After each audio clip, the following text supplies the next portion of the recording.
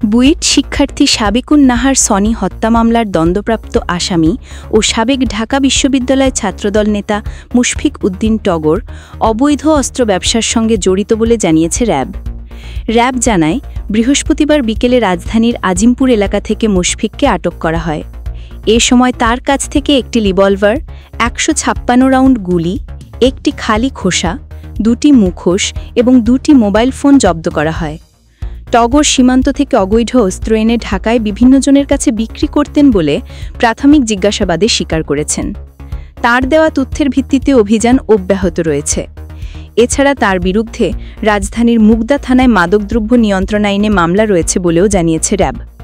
Sony হত্যা মামলা ২০০২ সালের ৮ জুন বুয়েট ছাত্রদলের তৎকালীন সভাপতি মোকাম্মেল হায়াত খান এবং ঢাকা বিশ্ববিদ্যালয়ের এসএম হলের ছাত্রদল নেতা মুশফিক উদ্দিন টগরের গ্রুপের মধ্যে সংঘর্ষের সময় গুলিবিদ্ধ হয়ে নিহত হন বুয়েট শিক্ষার্থী সাবেকুন নাহার সনি। দরপত্র নিয়ে এই সংঘর্ষের সূত্রপাত হয়।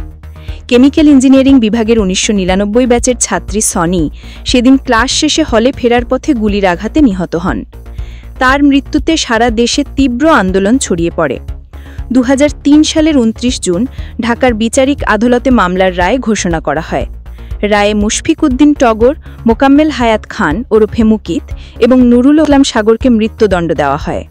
এছাড়া আরও ৫ জনকে দেওয়া হয় যাবজ্জীবন কারাদণ্ড।